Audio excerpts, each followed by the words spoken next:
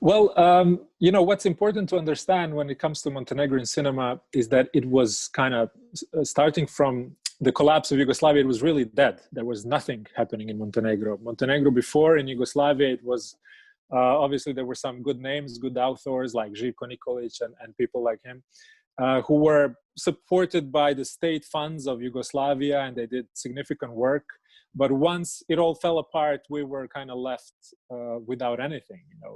That previous generation was getting older, and the new generation wasn't in sight, and it wasn't supported really financially. So it took us a while to start really systematically working on cinematography. Basically, until 3 or 4 years ago, we didn't have much of support at all. There was only Ministry of Culture that was helping some some productions, and those subsidies were very, very small. But starting with the Film Center of Montenegro, that was founded like 2017 or 16, I don't remember right now, but only a few years of time, we finally have a good support and a good infrastructure that is kind of following and supporting projects in different phases. And I think we are in a very interesting position because after that kind of ground zero moment, we have a new generation of filmmakers. You can notice that in many film labs and markets, you will find fresh, interesting new projects from kind of completely new names. From Montenegro, and I think we are on a rise, and I'm really expecting good stuff. I know a few films that are now waiting for their premieres, and I think there will be kind of a wave coming from Montenegro.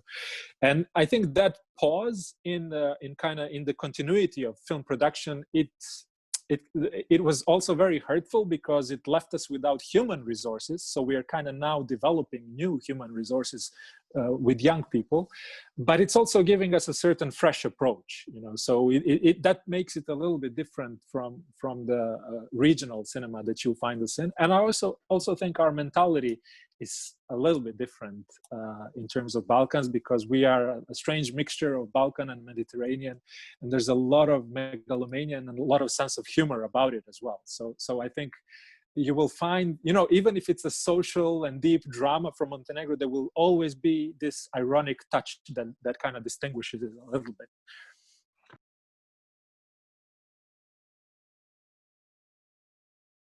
bit.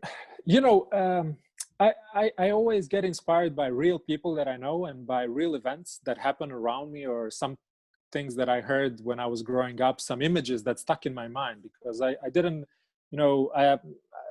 I'm completely out of context when it comes to my family, when it comes to film. My family didn't have nothing to do with it. So basically, I was growing up in a very picturesque place, and I always thought that these images, when people would be telling me stories, would be good for cinema. But at the same time, I'm always also elaborating on what is going on in my life. So my first film, The Black Pin, it was a story about a priest who goes back to his village, and he comes into collision with the people. It was kind of coinciding with my return. I was living abroad for 10 years, and I was studying in FAMU in Czech Republic. I was living in Italy before. So after 10 years, I returned home, and I was faced with this mentality that is, and with the reality that there's nothing I can do about it. So I felt very powerless. And from that feeling, this story was growing, while also the elements of the story were authentic in terms of real events and real people. But, the emotional core was really what I was going through. My next film is called Forever Hold Your Peace, and it's about a wedding. It's about, my generation and how they come into these decisions of marriage and family and stuff like that. So it coincided with mine going through these experiences as well, even if the story is also based on a true story. There was a girl who said no 2 days before the wedding. So they kind of made a pact, the father of the groom and and the bride, they made a pact that they should still do the wedding, but she can leave the next day, so there's this insanity going on, and the information is leaking and people find out about it, but they still decide to stay on the wedding.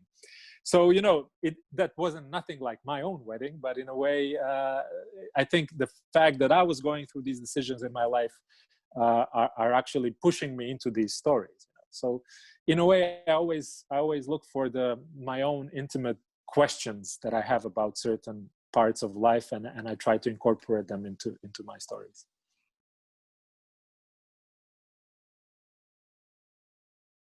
when it comes to the production of my next film, it really pushed us for maybe 6 months into the future. You know, we had to postpone certain things. Mostly, the good thing about my project was that we caught a wave of funding before the pandemic, so we were kind of good to go. You know, we had to postpone location scouting and casting for basically for the reasons of insecurity about our dates. We just didn't want to go into it before we can be more before we feel a little bit more safe about when exactly can we shoot. My production cannot really sustain too much of this risk if somebody can catch a virus or not. You know, it could really hurt us badly because it's a big ensemble. There will be a lot of extras, a lot of characters. It's kind of a big film. So in that way, we kind of paused a little bit, but also it caught us in a moment in which it wasn't hurting us financially, which is good. You know, we weren't too far in terms of preparation. We were just beginning. So in that way, we had to postpone for like 6 months our actions. So only now we are really closing the casting. We are working on the casting, and we should have done that in last spring, but we were waiting to see how this thing is going to develop. But all in all, not too bad. I know horror stories from other productions, so we kind of felt that we dodged the bullet with this one.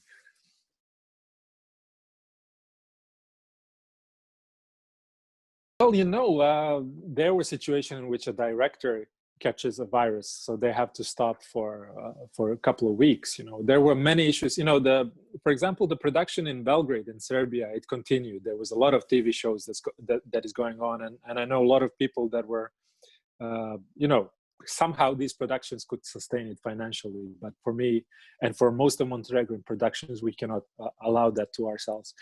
I know stories in which, you know, the crews, the production would kind of, as soon as they hire somebody, they also kind of hire a replacement because they know that that it will be necessary. They were risking a lot. So, and I think this is something that TV productions and these projects that are funded by kind of corporations that is not coming from the co-production world that we live in.